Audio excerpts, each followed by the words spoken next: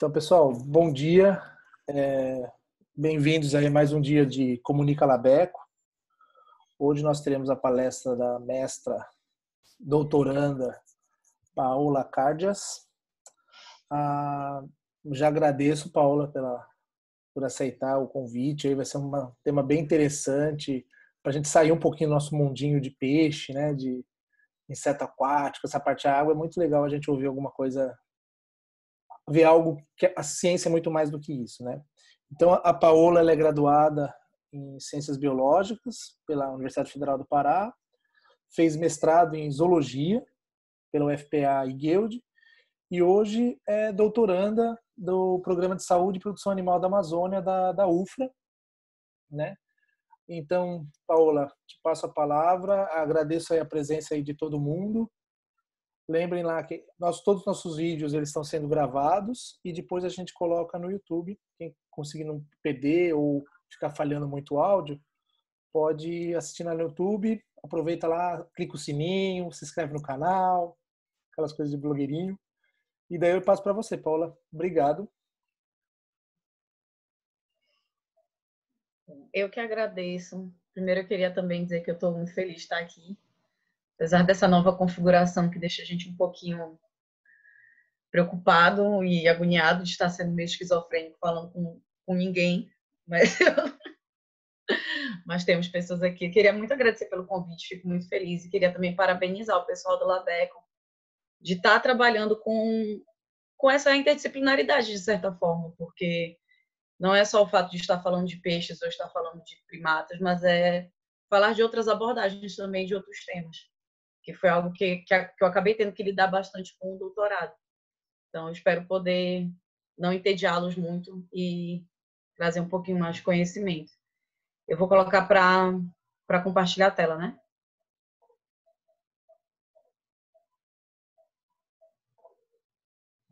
Bom, dá para ver? Ok.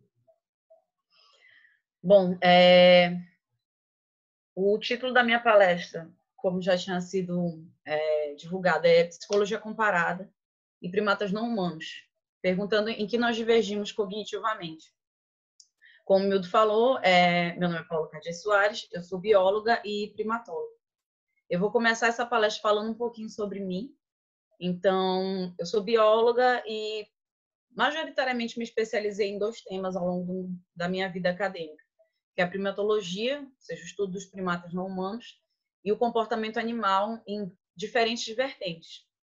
Pelo mestrado, como foi dito na apresentação, eu fiz o meu mestrado pelo programa de pós-graduação em Zoologia, do Museu Paraense Emílio Guild, em parceria com a UFPA, na área de Ecologia e Conservação.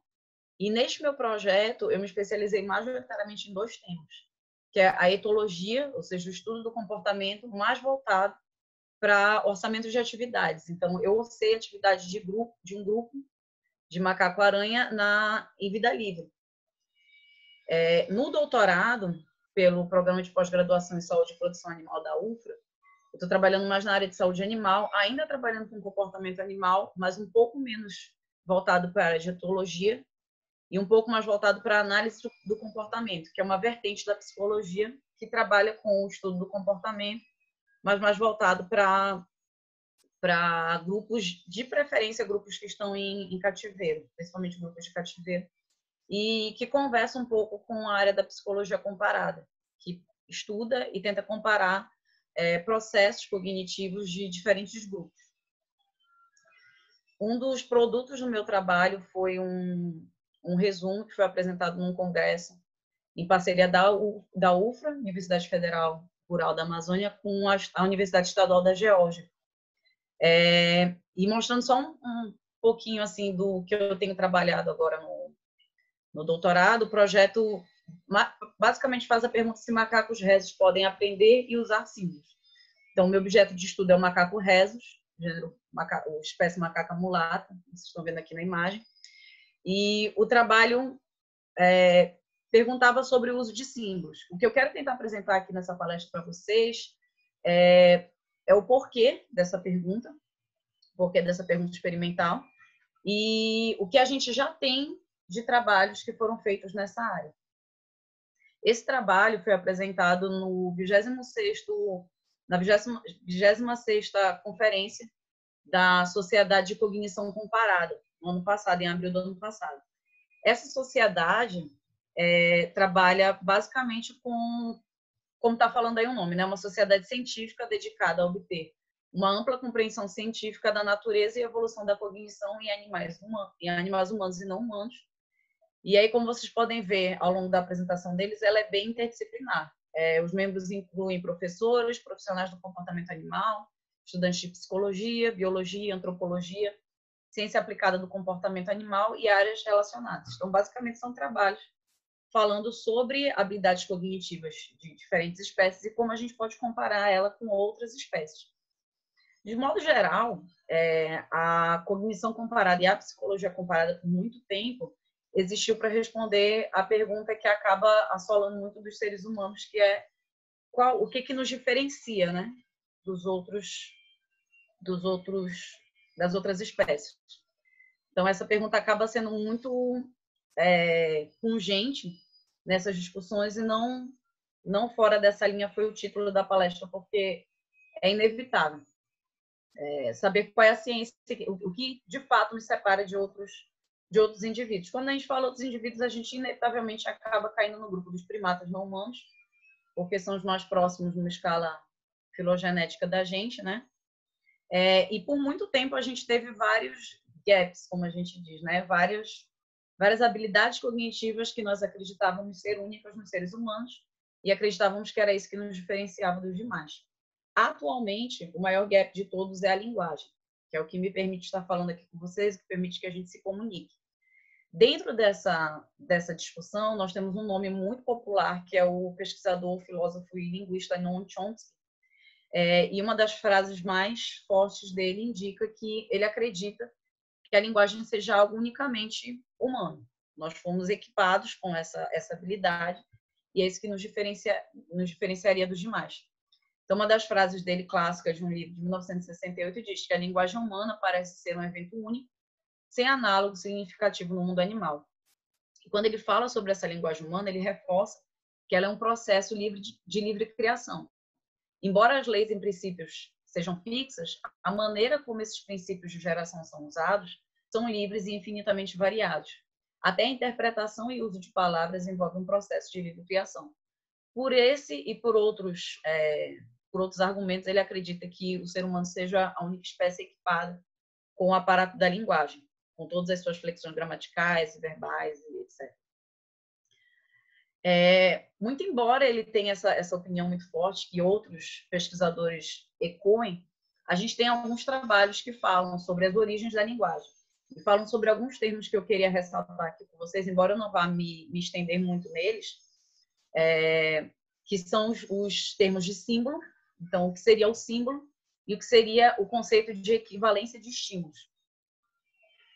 Atualmente, o que a gente acredita? Os humanos são conhecidos como uma espécie simbólica, ou seja, nós conseguimos relacionar símbolos com conceitos. Se a gente for parar para pensar um pouco, o nosso próprio vocabulário, a nossa própria linguagem, seja ela o idioma que seja, é um conjunto de símbolos, pictóricos ou não, que representam ideias, representam coisas. Então, a palavra caneca não deixa de ser um símbolo para um conceito, para um referente, né, de caneca, assim como todas as outras palavras que a gente tem no nosso vocabulário. Então, acredita-se que os humanos sejam uma espécie simbólica por conta da habilidade deles de usar e entender símbolos, o que acredita que tenha se evoluído para a aquisição do que a gente tem hoje como uma linguagem complexa. Mas se a gente for pensar no símbolo como a base de um comportamento simbólico, a gente pode traçar aí uma escada evolutiva e de ensino, na verdade, né, de aprendizado, que pode nos dar pistas de onde a gente pode investigar esses remanescentes, esses indícios de comunicação simbólica em outras espécies. Essa escada começaria com o que a gente chama de associação de estímulos. Então, a gente vai associar ideias a um estímulo. Se a gente for pensar como, por exemplo, eu ensino uma criança a falar. A criança vê um cachorrinho e a gente começa a ensinar ela a falar uau, uau, uau, uau. E ela associa que aquele conjunto ali, e ela vai ver cães de diferentes espécies, mas ela vai pegar uma categoria, vai categorizar aquele grupo cachorro, e para ela vai ter uma relação simbólica com a palavra au, au. e ao longo do aprendizado dela, ela começa a diferenciar cachorro, começa a diferenciar as diferentes raças. Isso inicia-se com o que a gente chama de associação de estímulos, ou seja, eu associo um estímulo a um referente. E isso, na maioria das vezes, é feito pela metodologia que a gente chama de matching to sample, ou seja, uma escolha de acordo com o modelo. Eu dou opções para essa criança, por exemplo, que seja a imagem de um cão e a imagem de um gato, e coloco o símbolo au-au. E aí ela começa a entender que isso é referente ao cachorro e não ao gato. A partir dela, começa a fazer uma associação de estímulos. O segundo passo seria eu ter uma equivalência desses estímulos, que é onde eu vou me ater um pouquinho mais, e é o que tem sido o norteador do meu trabalho, para que a gente consiga diferenciar o que é uma simples associação de estímulos, que o indivíduo aprende por tentativa e erro, para ele fazer o que a gente chama de equivalência de estímulos, que eu vou explicar mais um pouquinho ali na frente, que é o fato de eu ter categorias equivalentes de estímulo. A partir daí, eu tenho o que a gente chama de um comportamento simbólico, eu consigo associar esses símbolos, entendendo que eles são substituíveis em relação ao referente, em diferentes contextos e condições, ou seja, eu tenho uma maior dominância, né? Eu domino um pouco mais essa associação, e a partir daí eu desenvolvo a linguagem. Isso tem gerado alguns trabalhos, como o trabalho do João Queiroz, em que ele fala sobre a comunicação simbólica em primatas não humanos, e ele trabalha em uma análise baseada na semiótica de SC Peirce, que eu vou falar sobre ele daqui a pouquinho. Mas é interessante a gente notar no resumo desse trabalho, em que a pergunta é quase sempre a mesma: se existiram outras espécies de criaturas simbólicas. Porque, invariavelmente, a nossa pergunta é sempre querer saber o que nos diferencia das outras espécies, né? E ele fala que essa questão tem sido abordada por diferentes áreas, e sobre isso a gente tenta encontrar se existe um limiar entre criaturas simbólicas, ou seja, que conseguem associar símbolos a ideias, versus as criaturas capazes de produzir formas simples de linguagem, como a gente acredita até então que nós somos os únicos. Conforme o mainstream, né, que ele fala, o principal enfoque, né, da etologia e psicologia comparada, apenas Homo sapiens estaria cognitivamente equipado para produzir e interpretar o símbolo. E aí que ele introduz um modelo empiricamente testado de semiose simbólica, baseado nos trabalhos de Peirce. E aí a gente vai para tentar saber quem era Peirce. Charles Sanders Peirce foi um pesquisador, filósofo, linguista, viveu na época de 1914, estaria fazendo aniversário hoje, se ainda vivo, mas ele foi o principal pesquisador a introduzir a ideia de símbolo, sobre a teoria de signos. E aí, o que seria o símbolo nessa concepção? O símbolo não teria semelhança física nem direta com o objeto, e a conexão se daria por uma convencionalidade em um contexto particular. Se a gente for pensar um pouco sobre isso, a nossa própria linguagem não deixa de ser um conjunto de símbolos, porque a palavra caderno, por exemplo, não tem uma semelhança física nem direta com o objeto caderno, mas a gente convenciona isso para que ela seja, para que tenha essa associação, né? Nesse sentido, que a gente entende como gestos de linguagem, como a linguagem de sinais, por exemplo, e imagens ou objetos usados para comunicar algo são considerados símbolos. A partir dessa ideia do que significa o símbolo, pela semiótica do Charles Sanders Peirce, a gente consegue começar a trabalhar com uma associação.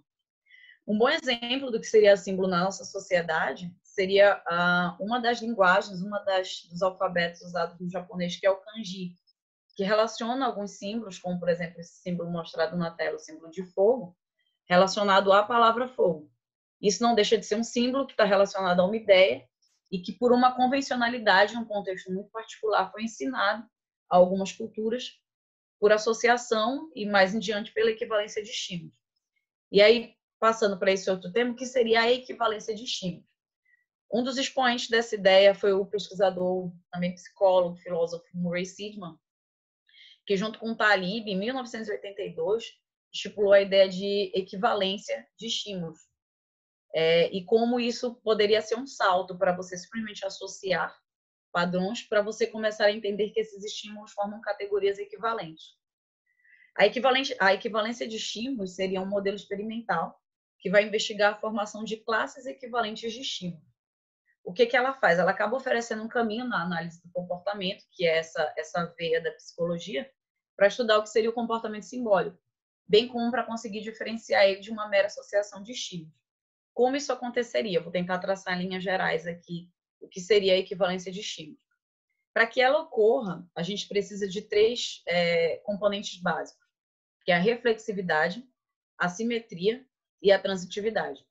Eu vou explicar ela num modelo bem simples para a gente aprender sobre a associação do que seria um macaco. Então, digamos que a gente está ensinando uma criança a associar o que seria um macaco, né? A gente começa com a primeira categoria, que é a reflexividade. Então, ela vai ver uma imagem de macaco, vai ver uma outra imagem de macaco e vai entender que aquilo é a mesma coisa. É quase como se fosse... É uma coisa que a gente usa muito quando a gente ensina para crianças aquela brincadeira de você encontrar os pares, sabe? Do jogo da memória. Então, você está conseguindo encontrar pares que são semelhantes entre si. E aí ela vai ter essa habilidade da reflexividade. Você ensina essa relação para a criança e daqui a um tempo ela consegue fazer isso sem treino. Ou seja, ela consegue entender, se eu relaciono este macaco daqui com este daqui, ela entende que o inverso também é verdadeiro. Essa linha amarela e pontilhada seria a relação que a criança, no caso, usando o exemplo da criança aqui, vai aprender sem um treinamento. Então, eu treino com a criança que esse macaco 1 é igual a esse macaco 2, e por reflexividade ela compreende que o inverso também é verdadeiro. Essa é a primeira propriedade da equivalência de estímulos. Logo em seguida, eu começo a usar símbolos, né? Se a gente tratar a nossa linguagem como simbólica. Então, eu tenho a palavra macaco, que ela vai relacionar a figura do macaco, e a palavra monkey, que seria uma outra, né, linguagem de falar a mesma coisa. Eu ensino essa relação para a criança, e conforme ela vai aprendendo essa relação, ela também entende que o inverso é verdadeiro.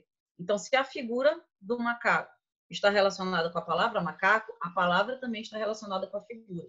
A mesma coisa para a palavra monkey. Isso me mostra a segunda propriedade da equivalência de estímulos. Então, a criança tem uma simetria. Ela entende que essas coisas se relacionam. A terceira propriedade é a mais importante de todas, porque ela é a propriedade que não... Ela vai ter que emergir. O que acontece? Ela não vai aparecer com um treinamento explícito. Ou seja, sem eu treinar com a criança que macaco e monkey é a mesma coisa falada em línguas distintas, a criança, pela propriedade da transitividade, aprende sozinha que isso se relaciona. Então, é a partir daí que eu começo a passar do limite entre eu ter uma mera associação desses estímulos com eu ter uma equivalência, ou seja, esses estímulos formam categorias equivalentes. É importante também que essa criança entenda que esses símbolos, essas categorias são substituíveis, né? Que ele seja equivalente, mas que ele não seja idêntico. Então, quando ela ver um macaco e uma figura de um outro macaco, ela vai entender que isso pode ser aplicado para aquele outro indivíduo também. É basicamente esse o cerne da minha pesquisa atualmente, é descobrir até onde primatas não humanos conseguem galgar essas 3 propriedades. Se eles conseguem aprender a reflexividade, se em seguida conseguem fazer simetria e se conseguem emergir a capacidade de transitividade. Aqui, basicamente, essa primeira parte foi para tentar traçar um panorama geral de como tem sido o meu trabalho, do que eu tenho tentado investigar. Então, a gente tem tentado trabalhar o comportamento simbólico em primatas não humanos, para ver se esses indivíduos têm alguns traços que a gente pode entender como linguagem. E aqui eu vou mostrar um pouquinho do que já foi feito sobre estudos de linguagem, que até então é esse patamar que a gente acredita que nos diferencia, né? Em primatas não humanos. Invariavelmente, os trabalhos com primatas não humanos sobre esse marco, né, da evolução humana é feita com os grandes primatas, que seriam os primatas mais evolutivamente próximos da gente. Então, bonobos, chimpanzés, gorilas e orangotangos. Eu vou mostrar alguns trabalhos aqui sobre linguagem feitos majoritariamente com chimpanzés, bonobos, um trabalho com gorilas, só para que a gente tenha uma ideia do que já foi feito no campo do estudo da linguagem com os grandes primatas. Um dos primeiros trabalhos feitos sobre o estudo da aquisição de linguagem em primatas não humanos foi feito com uma filhotinha de chimpanzé chamada Vicky, pelo casal Hayes e Hayes, em 1951. O trabalho deles basicamente foi trazer um filhote de chimpanzé para casa e impregná-lo de estímulos de linguagem, de estímulos comunicativos. E a primeira abordagem deles foi tentar fazer com que ele aprendesse a linguagem falada. Então, o que acontecia era uma manipulação ali do lábio, né, e da mandíbula desse indivíduo e tentava associar com algumas palavras. Ao longo do aprendizado, né, da Vicky, ela foi capaz de falar, se é que a gente pode considerar isso como falar, né, mas ela pronunciava palavras parecidas com papa, mama, cup e up. O que ocorre, e as críticas a esse trabalho, é que, primeiramente, eu vou mostrar um vídeo para vocês, e eu não sei se vai dar para ouvir perfeitamente, mas mesmo com um áudio muito bom, a gente consegue reparar que não é uma linguagem assim, muito clara. E a outra crítica também é que isso está sempre associada com uma situação, né? Então, o copo está ali perto e aí eles vão estimulando aquele indivíduo a falar cup. E aí vai de novo para aquele argumento que é usado, como a gente tinha comentado ali em cima, até onde isso é uma mera associação de estímulos, então ele está associando aquilo ali porque eu estou mostrando a relação, e até onde isso já é um indício de rudimentar de linguagem. Eu vou passar o vídeo, vocês, por favor, me parem se ele não estiver passando corretamente. Ignorem essa introdução.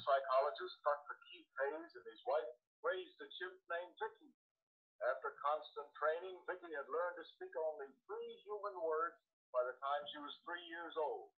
Like human babies, she babbled at first. Later, she was rewarded when she made the right sound. Mrs. Hayes would shake Vicky's lips to help her pronounce the word mama. At the age of 2 1/2, she could say papa and cup. Now she has learned to use all 3 of her words appropriately in solicitation. Now, who am I?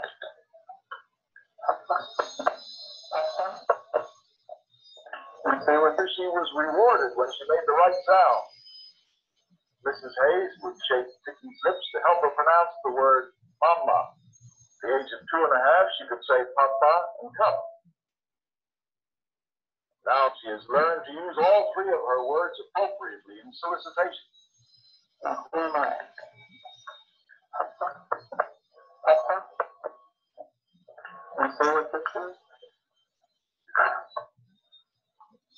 By the age of 6, Vicky's spoken vocabulary consisted of 7 words, whereas human children are using hundreds of words by the time they're only 2 years old. Chimpanzees, orangutans, and other mammals may have larynxes and the rest of the speech mechanism, but it takes more than that. It takes brain power. Então, eu não sei se deu para ouvir bem o que o narrador falava ao longo da conversa, mas, de modo geral, uma das maiores críticas é que a gente sempre tem o que a gente chama de condicionamento operante. Então, você tenta criar uma associação com alguma coisa para aquele indivíduo, quando ele acerta, ele é recompensado, quando ele não acerta, a recompensa não vem. Então, acredita-se que ela possa simplesmente ter feito uma associação, né, um condicionamento operante ali, para que ela pudesse ter uma solicitação dela atendida e saber até onde isso de fato vai, para ela compreender o que ela está falando e compreender em que situações ela vai usar isso, é um salto muito grande. Outra coisa que o narrador fala muito bem é que até a idade de 7 anos da Vicky, ela tinha compreendido 4 palavras ali. Com 2 anos ela tinha compreendido 7 palavras. E crianças nessa idade já têm um vocabulário bem mais extenso. Várias críticas foram sendo colocadas, entre elas também a questão do fato da gente ter um ser humano ali. E esse ser humano acaba meio que tendenciando o comportamento do indivíduo. Você vê só o fato dela estar manipulando o lábio do indivíduo, mostrando o copo, ela vê ali a recompensa na mão dela. Então, a gente tem essa variável que pode estar, inclusive, prejudicando aí o aprendizado do indivíduo. Dos maiores argumentos que é usado até um pouco nos dias de hoje é que primatas não humanos não teriam um aparato vocal preparado para produzir fala. Então, que o problema não seria no desenvolvimento cognitivo, e sim no aparato morfológico mesmo, né? Do aparato vocal desses indivíduos. Apesar de todas as críticas e argumentações em torno do trabalho do Hayes e Hayes, outros trabalhos foram se seguindo a partir desse. Um outro bem conhecido foi feito pelo casal Gardner e Gardner, que também levou um filhote de chimpanzé porque acreditava-se que você crescer naquele ambiente impregnado de comunicação, né, poderia estimular, porque é o que acontece com as crianças, né? E com um filhote de chimpanzé chamado Washoe. Só que nesse trabalho eles tiraram um pouco a questão de tentar fazer com que o indivíduo falasse e trabalharam na linguagem de sinais americana, que é a linguagem usada por surdos. Ensinaram alguns símbolos para ele, como símbolo de abrir, de fechar. Foi publicado um livro sobre o ensino, né, da linguagem de sinais para chimpanzés, mas os argumentos que caíram sobre o casal Gardner e Gardner foram os mesmos que caíam sobre o trabalho com o chimpanzé Vicky. Havia toda essa indução dos pesquisadores em mostrar o que queriam que o indivíduo fizesse, né? E 90% das requisições que esses indivíduos pedem tem a ver com comida. Sem falar que você tem uma questão muito, muito, muito forte da minúcia que nós temos como seres humanos com alguns sinais. Então, eles, por exemplo, o sinal para abrir, que seria esse sinal aqui, eu não sei se todo mundo enxerga, mas o sinal para abrir seria o mesmo sinal para pedir por mais. Então, você tem minúcias na linguagem de sinais que um chimpanzé não vai conseguir deixar tão claro. E aí vai de você forçar a compreensão, né? Ele quis dizer abrir, mas na verdade ele não estava falando isso. E essa foi uma das críticas sobre esse trabalho. Mas a linguagem de sinais continuou sendo usada por alguns outros pesquisadores e outros 2 pesquisadores que foram bem expoentes nesse estudo. O primeiro foi o pesquisador Terrace, com colaboradores, em 1979, que treinou um filhote de chimpanzé chamado Nim Chimpsky, que foi uma brincadeira aí com o nome de Noam Chomsky, né? A usar a linguagem de sinais também. Esse foi um projeto altamente controverso, tanto em relação ao bem-estar animal, em relação a como fazer o manejo correto de um indivíduo, porque a gente tem que lembrar também que são animais selvagens e que, conforme vão crescendo, vão tendo certas necessidades. Eu super recomendo esse documentário que saiu recentemente, que é esse da imagem aqui, Projeto NIM, que fala sobre esse projeto em maior detalhe, explica como foram feitas algumas das intervenções com esse primata, mas, de modo geral, eu posso resumir para vocês que o próprio autor, depois de um trabalho longo e extensivo com Nim, que aprendeu um grande acervo de vocabulário na linguagem de sinais, mas hoje em dia ele é um ferrenho defensor de que isso não significa que ele tenha aprendido linguagem. Ele tem um livro, inclusive, muito óbvio, assim, o título do livro já diz por que chimpanzés não podem aprender linguagem e só humanos podem.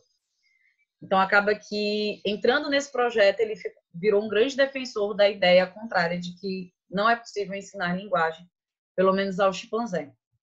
E isso acabou entrando em conflito direto com uma outra pesquisadora da mesma época, que é a pesquisadora Patterson, com o gorila coco. Eu imagino que alguns de vocês, se têm interesse por essa área, já tenham ouvido falar um pouco sobre a gorila coco, porque ela acabou ficando muito famosa, principalmente com a morte do ator Robin Williams, em que ela fazia um vídeo conversando com ele, tem um outro vídeo em que ela fala da floresta, dizendo que ela está triste.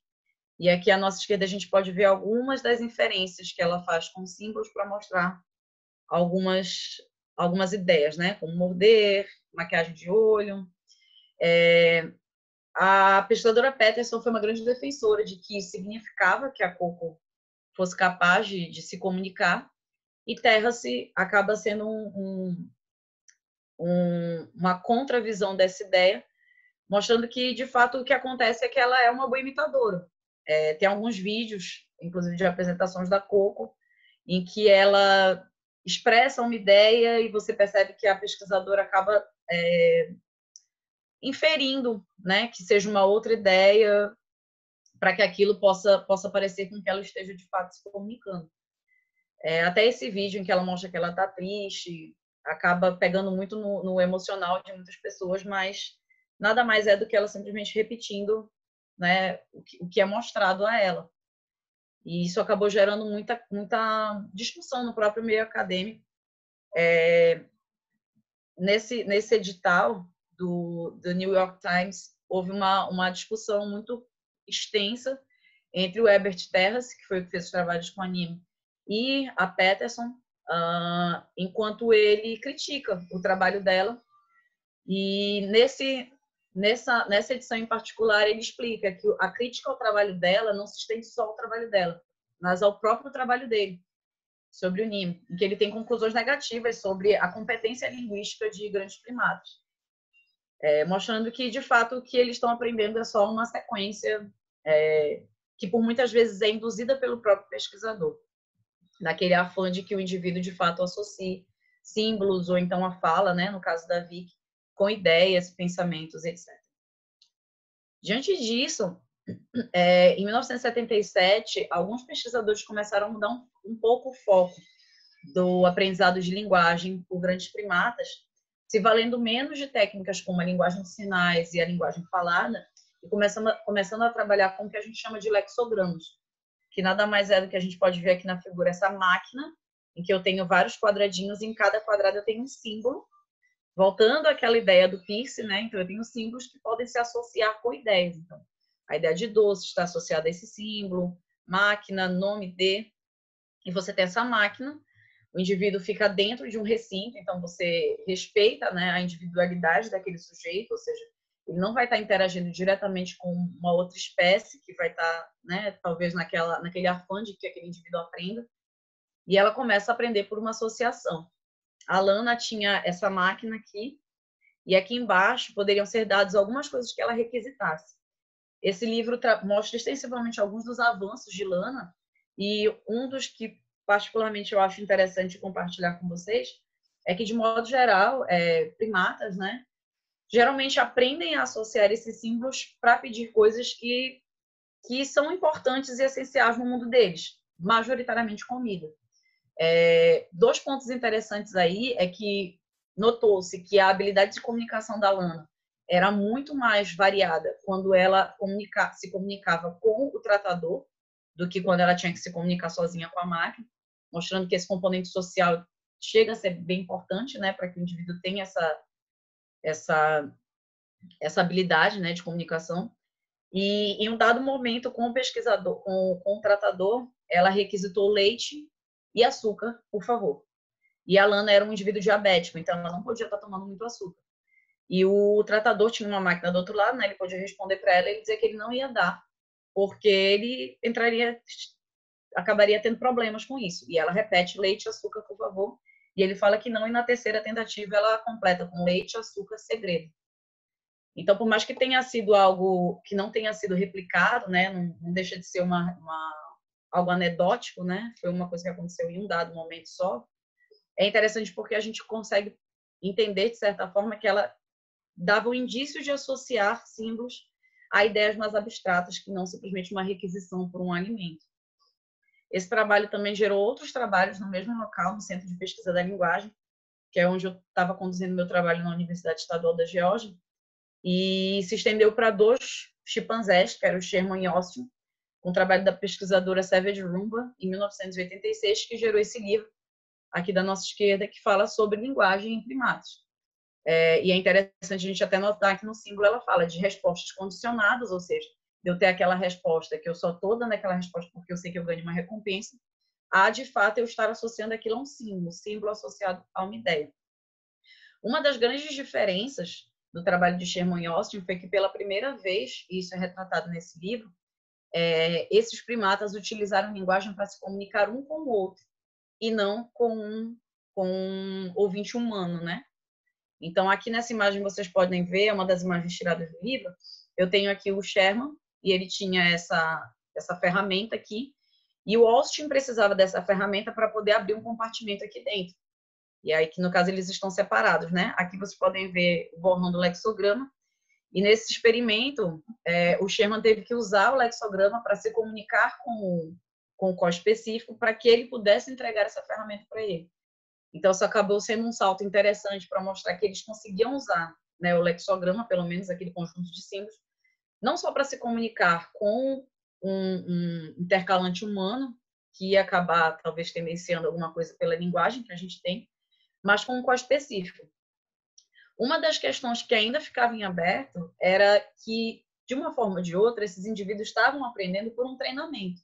Havia um treinamento direto nesses indivíduos primeiro, né, para que eles associassem símbolos com ideias, por mais que essas ideias sejam abstratas, como a gente conseguiu ter um indício disso com a Lana, por mais que essas ideias fossem usadas para se comunicar com específicos, como foi feito com Sherman Yost. Nesse mesmo local, a pesquisadora Savage Rumba começou a ensinar uma fêmea adulta de bonobo chamada Matata, que é essa fêmea que a gente viu aqui à direita, a usar o lexograma que eles usavam para se comunicar com os chimpanzés. Este filhote aqui, chamado Kanzi, veio de uma doação e a Matata acabou adotando ele como seu filhote. Mas ele era muito filhote, conforme no tempo que ela estava aprendendo. Conforme ele foi crescendo um pouco mais, os pesquisadores começaram a perceber que ele começou a usar o lexograma de forma espontânea, sem um ensinamento direto, ou seja, só vendo a mãe dele. E, abrindo um parênteses, é que a mãe dele era bem ruim de aprender o lexograma, em outras palavras. Ela não conseguiu associar muito bem, mas, em compensação, o filhote adotivo dela, né, o Kanzi, aparentou ter uma grande habilidade de aprender de forma espontânea, o que gerou um dos artigos, né, do projeto, que falava da aquisição de símbolo espontânea. E não só a aquisição de símbolo espontânea, mas ele conseguiu usar isso em um contexto comunicativo. Esse bonobo chamado Kanzi. Quando a gente fala num contexto comunicativo, tem também uma questão importante de habilidade cognitiva do bonobo Kanzi, de que ele também conseguia compreender o inglês falado. Isso foi testado em outro trabalho que falava sobre a compreensão de linguagem em grandes primatas e em crianças. O Kanzi foi testado com uma criança para aprender, para ouvir algumas frases. Aqui eu coloquei alguns exemplos. Então, você pode colocar a maçã no chapéu, coloque a bola no óleo, enfim, esconda a bola. Diferentes sentenças, gerando um total de 660 frases. Então, o Kanzi e a criança foram apresentados a eles 660 frases e foi calculada essa habilidade deles de responder a comandos falados. Lembrando que, principalmente no inglês, a gente costuma ter umas dificuldades de entender algumas colocações verbais, principalmente pela questão gramatical. Então, não é algo muito trivial de você conseguir entender às vezes. A compreensão da criança ali de 2 anos, para essas 660 frases, foi de 65%. Ou seja, ela conseguia responder corretamente esses comandos falados em 65% das tentativas. Lembrando que esse trabalho foi feito com teste duplo cego, enfim. E a do Kanzi foi de 74%.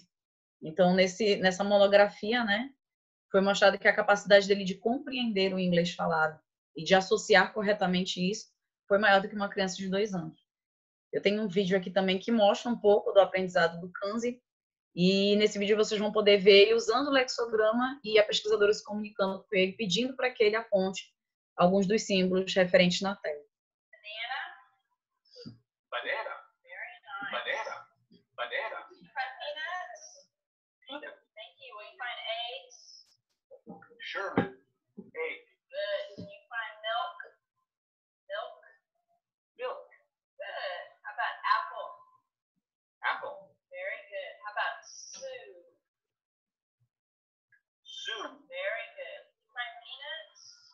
Peanut. Very nice. Peanut. How about eggs? Egg. Egg. Great. How about chow? You haven't eaten chow in a while? So you had chow lately? Chow. Might have to ask. Chow. Yeah. You think so? I can give you a piece of Chow. That would be good. How about, let's see, tomato? Tomato. Tomato.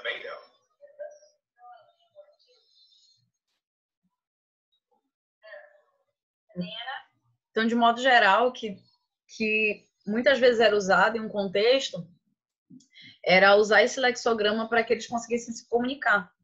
Então, como ele tinha essa compreensão da linguagem falada, ele conseguia conversar, né, de certa forma, com os pesquisadores e responder a partir do lexograma. Kanzi acabou sendo um certo divisor de águas aí, né, quando a gente percebe que foi uma habilidade não diretamente ensinada a ele. E aí eu peço que vocês lembrem um pouco quando a gente estava falando ali em cima sobre a equivalência de estímulos. E um dos pontos importantes é que você tem habilidades que não foram treinadas diretamente, emergindo no sujeito, né? Outro pesquisador que foi bem expoente com a pesquisa de cognição e, de certa forma, um pouco do estudo da linguagem em primatas não humanos, começou com a ação de colaboradores, mas majoritariamente puxada por Tetsuro Matsuzawa com a chimpanzé Ai. Esse projeto, que começou desde 1982, se focou mais nesses processos perceptivos e cognitivos de chimpanzés, para investigar a mente dos primatas não humanos. Nesse trabalho, ele começou a investigar como esses símbolos visuais específicos, aí a gente lembra de novo daquele conceito de símbolo do Peirce, né? Ou seja, não diretamente fala com o referente, né? É diferente do referente, mas você cria essa relação. Como é que isso poderia ser estabelecido a partir da escolha de acordo com o modelo, que foi o que eu expliquei lá em cima. Você cria um referente, você tem duas opções, você ensina aquele indivíduo qual seria a correlação, né? A partir desses estudos, a macaca Ai conseguiu alguns feitos, né? Como classificação de cores, ou seja, ela é capaz de classificar cores e relacionar com símbolos, representação de símbolos, né? E um conceito de números. Esse conceito de números se deu num teste que ficou relativamente famoso, somente no meio da primatologia, mas também ficou bem conhecido de modo geral, né? Em que a gente tem essa tela aqui, vocês estão vendo na figurinha menor, e eu tenho uma sequência numérica, 1, 2, 3, e essa sequência numérica está espalhada na tela. Como ela tem esse conhecimento de conceito de números, ela consegue colocar numa escala sequencial como nós, né? 1, 2, 3, 4, 5, 6 até o 10 e daí em diante. Esses números estão espalhados na tela, você tem um intervalo de milissegundos para enxergar aquilo ali e esses números são cobertos. E você tem que conseguir colocar essa sequência, lembrar onde estava essa sequência. Então, isso acaba exigindo uma habilidade de memória muito grande. Aí ela foi testada tanto sozinha, quanto com cores específicos, quanto com humanos. E até então nenhum humano conseguiu acertar essa tarefa com tanta acurácia quanto ela. Eu vou mostrar um vídeo rápido aqui sobre mostrando um dos eventos, né, um dos testes dela, e aí vocês veem se vocês conseguem acompanhar.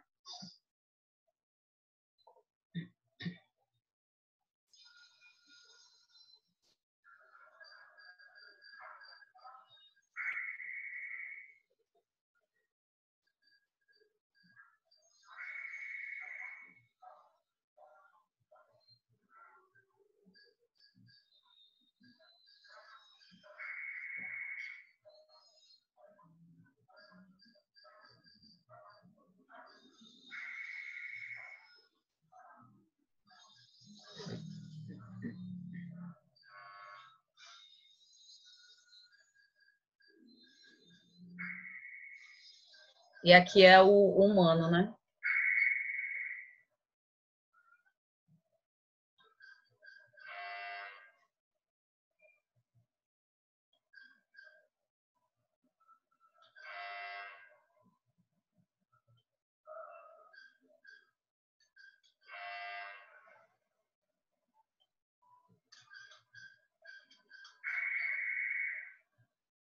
Bom, ela acertou uma vez, né?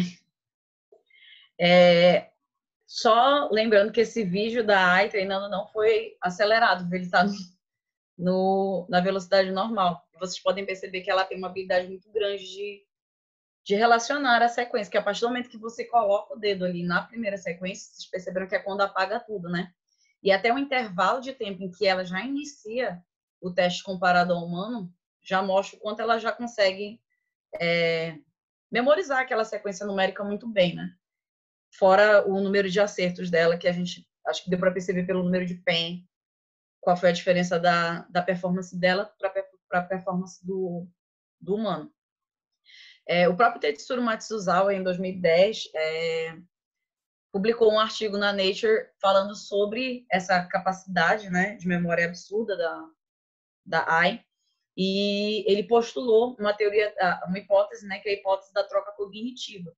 Então, acredita-se que grandes primatas, como a AI, por exemplo, têm uma capacidade cognitiva para memória tão grande porque houve uma troca cognitiva em que ela trocou a capacidade de ter fala, né, falando em modos gerais, para ter a capacidade da memória. Então, acredita-se que outros indivíduos não humanos, como no caso dos grandes primatas, de fato não tenham esse equipamento da fala, né? essa habilidade linguística, mas em compensação tenham outras habilidades que sejam mais interessantes para eles no contexto evolutivo, né?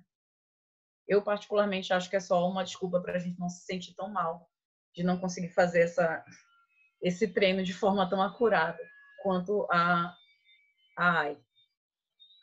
E saindo um pouco do campo da linguagem, que eu queria mostrar para vocês porque atualmente é o que mais tem sido investigado, porque acredita-se que seja o que separa a gente, né, evolutivamente, cognitivamente das outras espécies.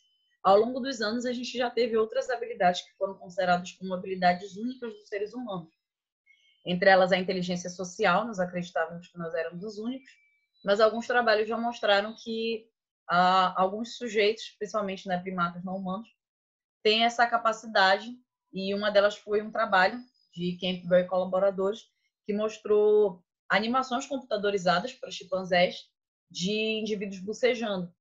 E a gente sabe que, por conta de uma habilidade de inteligência social nossa, a gente é estimulado pelo bocejo do outro, né? Principalmente se a gente tem uma ligação muito forte com aquele outro indivíduo que está bocejando. E chimpanzés conseguiram responder quase em todas as tentativas de bocejo. Esse e outros estudos mostrando que, de fato, eles têm uma certa inteligência social. Se você for pensar na estrutura de grupos de chimpanzés e outros primatas, não necessariamente os grandes primatas, você tem uma estrutura de hierarquia ali que demanda uma certa inteligência social, para você saber com quem você vai puxar briga, para saber com quem você vai, de certa forma, adular, né? Para poder sobreviver naquela estrutura social. Outro traço que acreditava-se por muito tempo ser uma habilidade única do ser humano era a autoconsciência. E hoje a gente já tem trabalhos de autoconsciência em vários primatas, metacognição, que é a habilidade de pensar sobre o próprio pensamento, e isso também já caiu por terra. Eu acredito que um dos mais populares seja a crença, né, que acreditava-se que o ser humano era o único ser capaz de manufaturar ferramentas e de usá-las. Então, por muito tempo, a gente teve esse conceito do man, the tool maker, né? O único que conseguiria fazer ferramentas e usá-las. Em 1964, isso acabou caindo um pouco por terra com a pesquisadora Jane Goodall, que começou seu trabalho com chimpanzés, e analisando um dos indivíduos, que era o David Graeber, ela viu que ele usava, né, uns pedacinhos de galho para poder acessar cupins e um cupinzeiro. Não só isso, mas ele também ensinava o uso de algumas ferramentas para os seus co-específicos, principalmente os infantes. E quando ela apresentou os resultados desse estudo para o orientador dela, nós temos uma frase que acabou ficando um pouco clássica no meio da primatologia, em que o orientador dela falou que agora nós vamos ter que redefinir ferramenta, redefinir homem ou aceitar chimpanzés como humanos. Ou seja, autoconsciência, inteligência social e uso de ferramentas já não chega a ser algo que nos distingue dos outros. E o que tem sido feito atualmente é tentar ver se isso também se aplica ao fato de nós sermos os únicos até então, né, que tem linguagem, e como é que a gente define essa linguagem também, né? Não só grandes primatas, mas hoje em dia, particularmente falando sobre o uso de ferramentas, nós temos outros indivíduos que não são tão filogeneticamente próximos da gente, ainda primatas não humanos, né? Mas que já foram observados usando e fazendo ferramentas. A gente tem um grupo muito interessante de macacos prego na Serra da Capivara, de um projeto iniciado pelo Falótico e pelo Profit, em que eles mostraram atualmente que os indivíduos usam ferramentas lá, não só usam, como a gente pode ver nessas figuras aqui, eles quebrando, né, alguns alimentos com lascas de pedra, mas eles manufaturam alguns. Então, assim, se eu mostrasse, por exemplo, essa foto sem contexto e dissesse que é de um grupo da época das cavernas, eu acredito que poderia passar batido. Mas isso foi feito por macacos prego. Tem outro trabalho muito interessante também desses macacos pregos na Serra da Capivara, em que eles observaram fêmeas usando lascas de pedra no período reprodutivo para chamar a atenção dos machos. Então, não deixa de ser um uso de ferramenta. Elas jogam a pedra no macho quando elas estão no período reprodutivo, ele se assusta, corre atrás dela e ela consegue atrair a atenção dele. Então, não deixa de ser um uso de ferramenta. Outro trabalho que foi bem interessante, feito pelo professor Franz de Waal, junto com a pesquisadora Sarah Brosnan, fala sobre a rejeição por macacos prego de pagamentos desiguais. Então, eles acreditam que tenha um princípio de um senso de justiça em macacos prego. Como isso foi testado? 2 indivíduos, 2 fêmeas de macaco prego, várias outras, né, mas basicamente 2, foi dado uma tarefa para as 2, e você tinha uma divisória de acrílico em que elas podiam se ver. Cada vez que elas executavam a tarefa, uma executava uma vez, a outra executava outra vez. Era uma pedrinha que você colocava dentro do recinto e ele tinha que devolver essa pedra. Toda vez que elas conseguissem executar a tarefa, elas ganhavam uma recompensa. A recompensa inicia com uma uva, que para macacos prego é como se você estivesse dando doce para uma criança. Eles adoram uva. Numa segunda rodada, um indivíduo que executa a tarefa ganha uva e o outro indivíduo que executa a mesma tarefa ganha um pepino. E aí eles viram a resposta dos indivíduos a essa configuração, que é o que está no vídeo que a gente vai ver agora.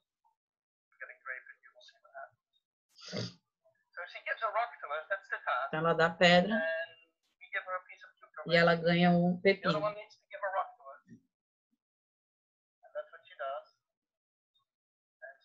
E ela ganha uva.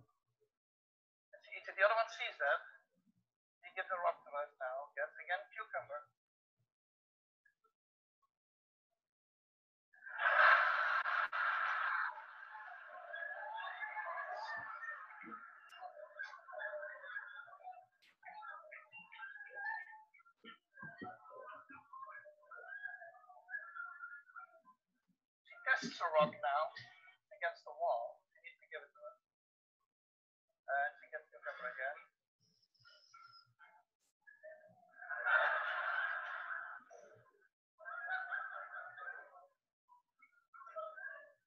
Bom, então dá para a gente ter uma noção mais ou menos de como eles reagem a recompensas não igualitárias, né? Digamos assim. Aqui, lembrando que a gente está falando de novo sobre primatas não humanos.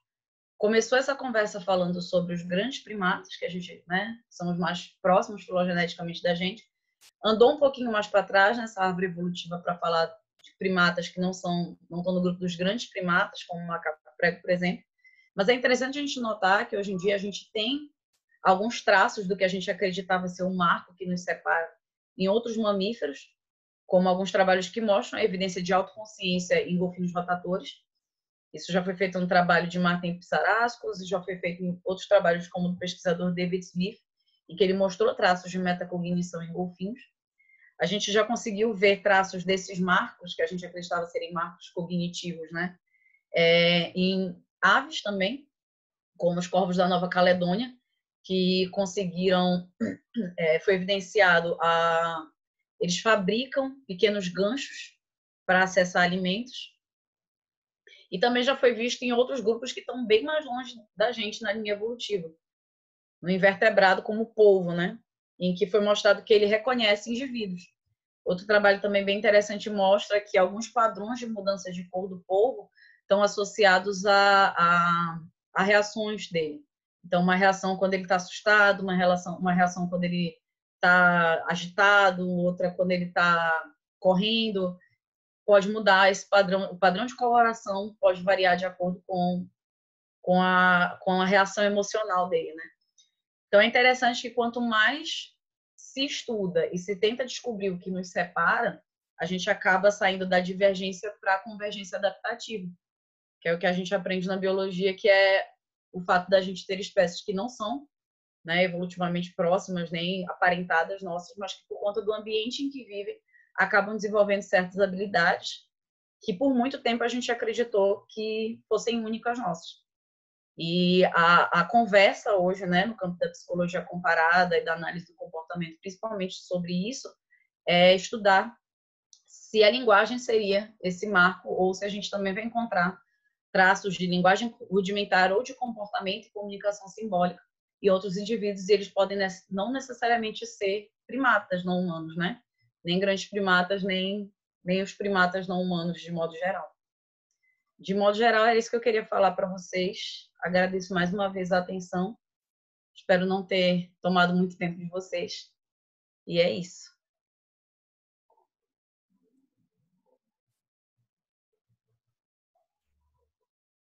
Gente, muito obrigado, Paola. Muito obrigado a todos que estiveram presentes.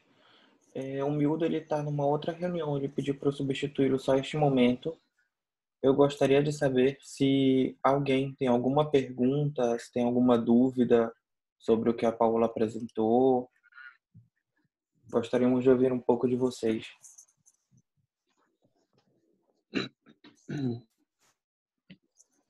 Alguém gostaria de contribuir? Paola, eu vou ler para ti, tudo bem? Tá. Paola, a questão da maioria destes estudos de comportamento terem sido realizados em um ambiente controlado, laboratórios, casas, etc., não podem interferir nas respostas? Como isso é controlado? Foi pergunta do Thiago Begor. Perfeito. Então, a gente começou a tentar fazer uma gradação sobre isso desde aquela época dos trabalhos da Vicky, do Asho, porque a gente pode perceber que a influência dos pesquisadores ali era enorme, né? Então, eu tenho esse afã de querer que o indivíduo associe, e aí eles começaram a trazer isso para um ambiente um pouco mais controlado quando a gente começa a falar dos trabalhos da Lana, que é aquele que eu mostrei para vocês em que a gente começa a trabalhar com lexograma. Mesmo assim, a gente pode ter um ambiente que possa interferir. Mas é interessante quando a gente observa, por exemplo, trabalhos de análise do comportamento, querendo ou não, de etologia, né? Em vida livre. Os indivíduos da Serra da Capivara, os macacos prego da Serra da Capivara, são um excelente exemplo disso. Porque não teve nada de um ambiente controlado ali, né? A gente tem um grupo de vida livre na Serra da Capivara, e esse grupo até hoje tem sido o grupo de macacos prego que mais tem gerado, né, trabalhos sobre isso. Não necessariamente sobre a questão do uso da linguagem, claro, porque eu acho que a gente precisaria ter um certo aparato ali para testar isso, mas na manufatura de objetos, de ferramentas principalmente, porque esses trabalhos começaram com eles evidenciando, era um trabalho puramente etológico, ou seja, como que eu fazia no mestrado, de você ir lá em vida livre observar esse grupo, e aí você começa observando que eles estão usando ferramentas, que era o que a gente já sabia dos macacos prego, mas aí você começa a observar que eles fabricam essas ferramentas, que eles ensinam os indivíduos, que as fêmeas usam pedras no período reprodutivo. Então aí você já sai um pouco desse ambiente controlado, né, como um laboratório, uma casa, e você já vai para a vida livre, quer dizer, você não estava nem induzindo, né, aquele experimento naquele indivíduo, e ele apresentou isso de forma espontânea. Então, não necessariamente no campo da linguagem, mas para o campo de uso de ferramenta, a gente já tem um bom balanço de trabalhos que foram feitos em vida livre e trabalhos que foram feitos em cativeiro.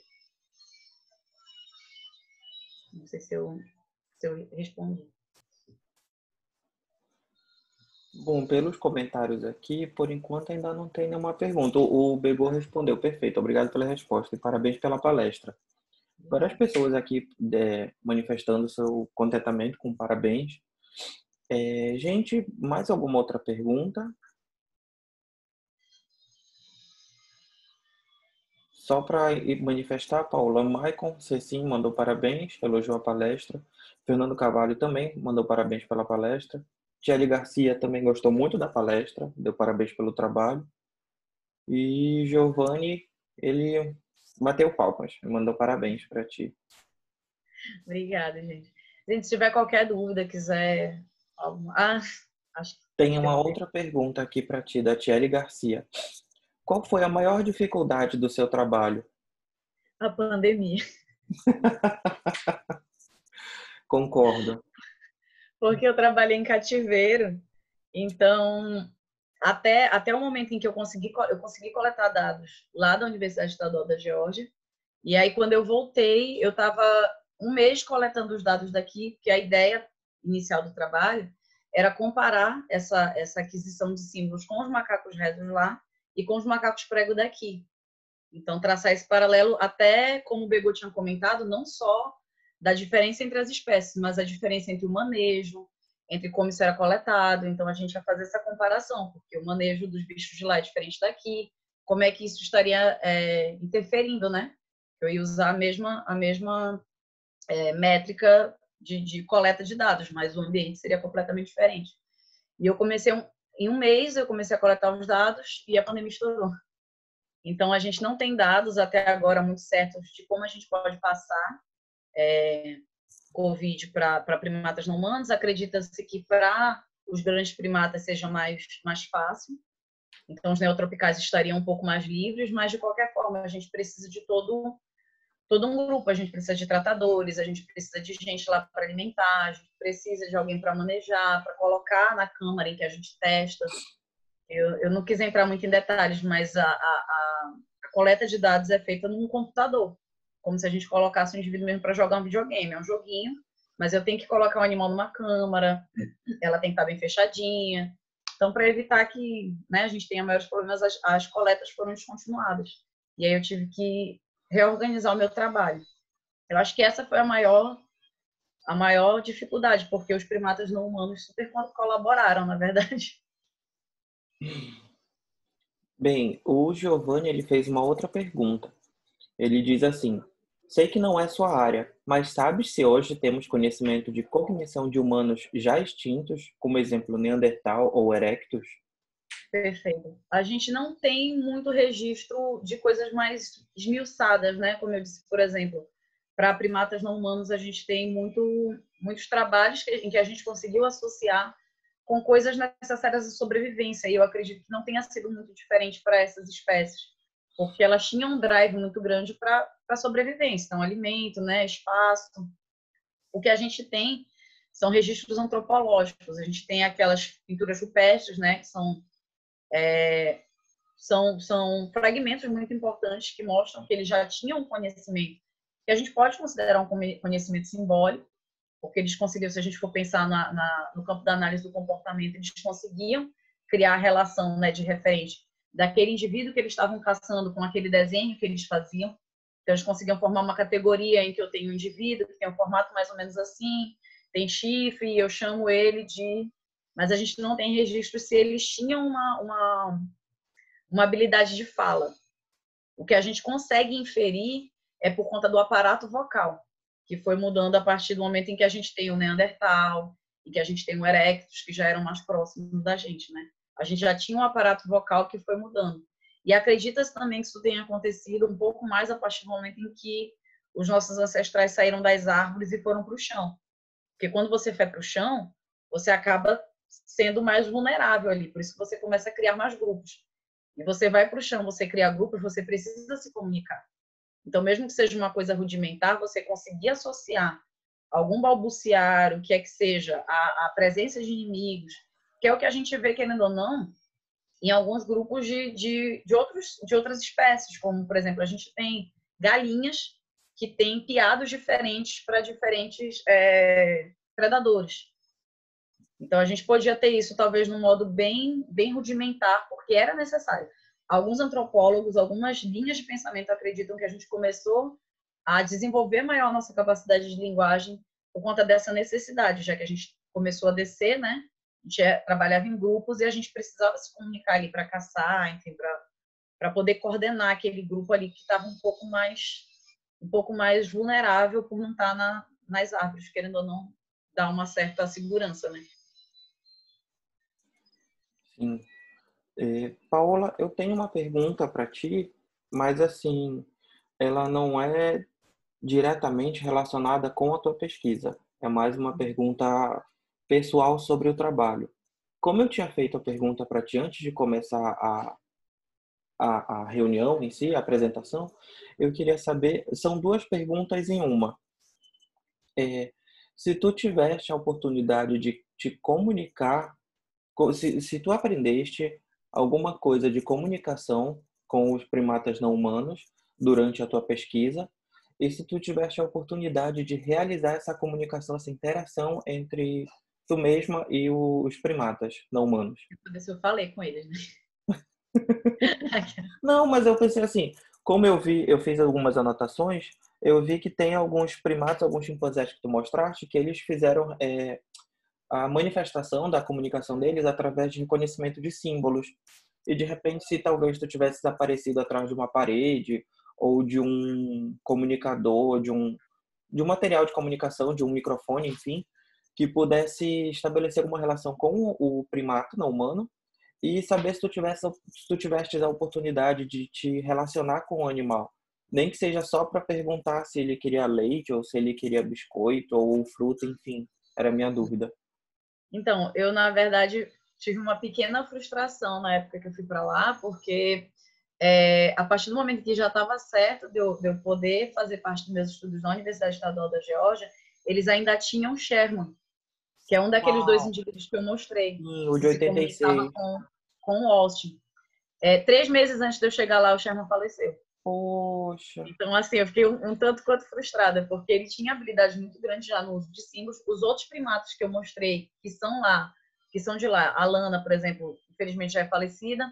O Uhum. Kanzi, que, minha opinião pessoal, né, é um dos indivíduos que mais conseguiu ir além, já não está lá naquele instituto, ele foi para um santuário em Ohio, mas o Sherman continuava lá.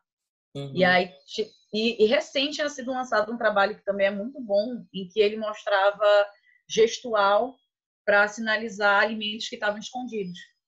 Então, só falando de modo geral, aqui um pesquisador ia lá, ele estava enxergando, o pesquisador ia lá, escondia um alimento num pedaço da floresta ali, e o Sherman olhando. E aí esse pesquisador ia embora, uma outra pessoa que não tinha visto onde estava escondido aparecia, e ele ia falando, né? Ia sinalizando para ele aonde estava. Mais para a esquerda, mais para a direita, para baixo, para cima. Uau. Então, eu tinha acabado de ler esse trabalho, estava com muita expectativa de conhecê-lo, mas infelizmente ele faleceu.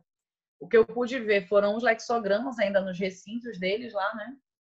E com os rezos que eu trabalhei, o trabalho acaba sendo estritamente separado, até porque os rezos lá têm pouco contato com os humanos, que é uma coisa que vai acabar entrando na discussão do trabalho, porque a gente percebe hoje em dia o quanto essa interação você impregnar, não só impregnar aquele indivíduo de comunicação simbólica, mas você ter essa relação de interação com ele, estimula ele a querer se comunicar. Então, eu tenho indivíduos, por exemplo, que no computador tiveram performances excepcionais de conseguir associar os símbolos que eu dei para eles com novas imagens daquela mesma categoria, mas ele consegue associar, por exemplo, uva, e eu coloquei 40 novas imagens de uva e ele teve uma acurácia de 98%. Então, assim, nos testes computacionais eles são extremamente bons e quando eu transfiro isso para um teste manual, a performance cai para quase zero. Uhum. Porque você tem essa questão de você ter que trabalhar também muito essa interação. Era a minha expectativa com os macacos prego daqui, porque o manejo deles aqui é completamente diferente. Eles têm esse contato direto com os humanos, eles brincam de trocar coisas, a gente pode tocar, a gente pode interagir, e lá era completamente diferente. Então, era essa a expectativa, né, do trabalho também mostrar como essa diferença de manejo influencia no aprendizado deles. Então, assim, o máximo que eu pude ter de resposta comunicativa, que eu não posso nem considerar comunicativa, mas deles terem tido uma boa performance, foi nos testes computacionais. Eu colocava assim, 40, como eu disse, 40 novas imagens pictóricas para uma categoria X, e eles associavam super bem. Eu tenho um indivíduo que era ótimo nisso. Mas na hora de eu passar para colocar aquela imagem na vida real e cobrir, por exemplo, a comida com aquilo ali, a performance dele é para zero. Uhum. Performance para zero, eu digo assim, nem interagir. E ser completamente agressivo. Entendi.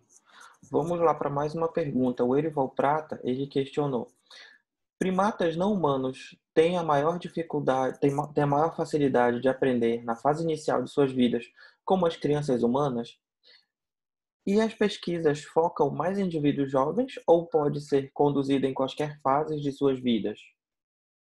Então, ainda não tem um trabalho para primatas não humanos que mostre categoricamente essa habilidade, mas acredita sim que conforme o indivíduo vai envelhecendo, a capacidade dele de aprender vai diminuindo. Por isso que no começo a ideia era sempre pegar um filhote e ir ensinando. Não chegam a ter uma maior facilidade, porque a gente pode ver, por exemplo, no caso da Vicky, em que com 2 anos ela aprendeu a falar, né? Se a gente puder considerar isso fala, 4 palavras, que era mama, papa, cup e up. Se vocês puderam notar no vídeo, quase não dá para entender quando ela fala mama. Precisa de um pouco de boa vontade da gente ali para entender que ela está associando aquilo com mãe, pai, né? E uma criança de 2 anos nessa idade já tem uma habilidade muito maior. O que é muito usado na psicologia comparada são trabalhos que a gente faz com primatas não humanos, que como eu já disse, tem uma facilidade, né, um pouco mais retardada de aprender do que uma criança, com crianças que têm dificuldade na fala, como, por exemplo, crianças autistas. Então, tem muitos trabalhos na psicologia comparada que se usam da mesma metodologia que a gente usa para primatas não humanos, no aprendizado, com crianças autistas, principalmente a questão da equivalência de estímulos, porque essas crianças vão ter a capacidade da fala um pouco mais prejudicada. Então, a gente consegue usar esses trabalhos que acabam sendo rudimentares, se a gente for comparar com uma criança, né, típica, em crianças atípicas. Então, respondendo a tua pergunta, eles têm uma menor facilidade e, de modo geral, acredita-se que conforme esses indivíduos vão envelhecendo, a capacidade deles de aprender fica um pouco mais prejudicada. Mas aí vai toda a questão da logística, né? É muito, até por questão de bem-estar animal. Hoje em dia é um pouco mais complicado você pegar um filhote de um animal selvagem e levar ele para sua casa ou levar para um laboratório para poder rodar testes com ele, né? A gente geralmente usa quando acontece. Por exemplo, lá na Escola Experimental de Primatas, agora a gente tem 2 indivíduos jovens. Aí seria interessante tentar usar algum trabalho com eles. Mas, de modo geral, a gente geralmente tem indivíduos que já passaram dessa fase, estão na fase adulta. Porque eu falo, pelo menos, pela realidade da Escola Experimental de Primatas. A gente está com 20 macacos prévios, todos eles são vítimas do tráfico de animais, do tráfico ilegal de animais silvestres. Então, a gente sempre pega um indivíduo que já está adulto, porque é aquela coisa que a gente já conhece, né? Pega o bicho, acha bonitinho, leva para casa, enjoou dele, está fazendo algo legal, devolve para quem? Aí cai para a gente. Então, por uma questão de logística, a gente acaba trabalhando com indivíduos já mais adultos, mas acredita-se sim que conforme eles vão envelhecendo, eles vão perdendo. Eu, inclusive, tive que descartar um dos indivíduos resos da minha pesquisa, porque ele já está numa idade muito avançada e ele já não colabora tanto.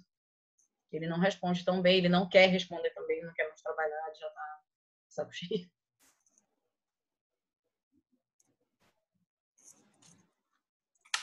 Então, gente, mais alguém tem alguma outra dúvida? Algum questionamento, algum comentário para tecer?